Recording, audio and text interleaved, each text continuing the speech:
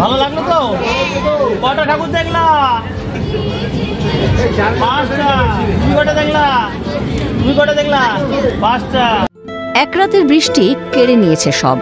জল ঢাকার জলে ভেসে গিয়েছে মাথার ছাদ। বর্তমানে ত্রাণের ত্রিপল টাঙিয়ে বাঁধের ওপর আশ্রয় নিয়েছে বন্যা দুর্গতরা। দীপান্বিতা কালীপুজোয় নিষ্প্রদীপ বন্যা দুর্গতদের ঘর। কোনো আনন্দই যেন আজ আর তাদের স্পর্শ করতে পারেনি। সেই সব হারাদের মুখে একটু হাসি ফোটাতে উদ্যোগী জলপাইগুড়ি জেলা তৃণমূল যুব কংগ্রেস। কচি কাঁচাদের নিয়ে মণ্ডপে মণ্ডপে ঘুরলেন জেলা যুব তৃণমূলের সভাপতি রামমোহন রায়। ঠাকুর দেখতে বেরিয়ে খুশি সকলেই।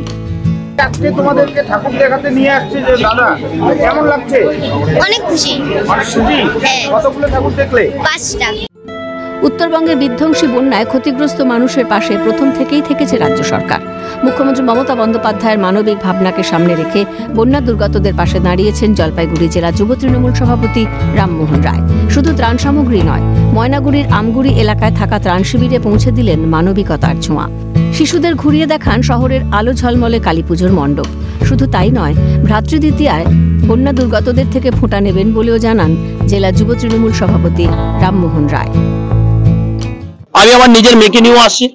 আজকে সেই বন্যা দুর্গত এলাকার সমস্ত বাচ্চাদের নিয়ে আমরা আজকে পুজো পরিক্রমা করছি। যে বাচ্চারা হয়তো প্রত্যেকবার পুজোটা সুন্দরভাবে কাটাতে পারে, কিন্তু এবার বন্যার জন্য সেই বাচ্চাগুলো হয়তো আনন্দ করতে পারছে না। তার কারণ বাড়ির মানুষগুলো প্রচন্ড দুশ্চিন্তা আজকে বাঁধের উপরে আছে। সেই জায়গায় দাঁড়িয়ে থেকে সেই ছোট ভাই বোনদের নিয়ে আজকে বিশেষ করে আমাদের পুজো পরিক্রমার চিন্তা ভাবনা, তাদেরকে নিয়ে ছোট্ট প্রয়াসের আয়োজন করছে। আগামীকাল সেই জায়গায় আমরা সেই ভাই বা সেই দিদি বা সেই বোনরা তাদের কাছে আমরা ফোঁটা অর্থাৎ ভাই ফোঁটারও আয়োজন করি। আলোর উৎসবে সামিল হয়ে বন্যা দুর্গতরা পেল আলোর ছোঁয়া। নতুন করে বাঁচার প্রেরণা যোগাচ্ছেন রামমোহন রায়। তাদের রাজনীতি শুধু উন্নয়নের নয়, মানুষের পাশে থাকার প্রতিচ্ছবি। রাজা সাহা ও ঝিলাম দেবের রিপোর্ট, ক্যালকাটা নিউজ।